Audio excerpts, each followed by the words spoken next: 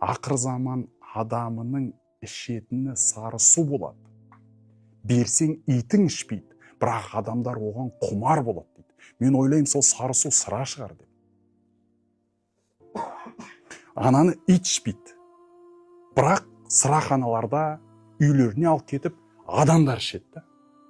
Ит ішпейтін нәрсені адамдар ішеді. Адам болғанда қандай адамдар дейсің ғой? Адамдардың арасында да оқыған, тоқыған, өздерін қоғамның ішінде интеллигент санайтын, белгілі бір деңгейде бір оқымысты деңгейге жеткен адамдардың да ішіп жүргенін көрген кезде таң қаласың.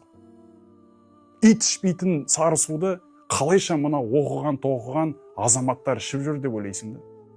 Ана ит ішпейді ана сары суды, бірақ адам ішеді, итке айналады. Иттің тірлігін жасайды. Өзі пайғамбар алейхиссалату вассалам бүкіл жаманшылықтың анасы ол осы сыра, арақ деді ғой.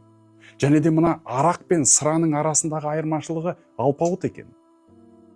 Мына арақтың тәуелділігі арақтан болған тәуелділік. Сырадан болған тәуелділікпен салыстыруға келмейді екен. Сырадан болған тәуелділік өте орасан екен. Сыраға отырып қалады екен адам кәдімгідей. Одан кейін әйел адам сыраға отырып қалса, ол әйел адам алқаш болып кетеді.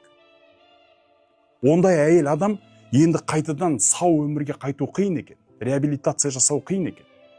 А ол сыра кеселермен емес, бөшкелермен сатылып жатыр ғой. Бөшкелермен ішіліп жатыр ғой. Берсең итің ішпейді дейді.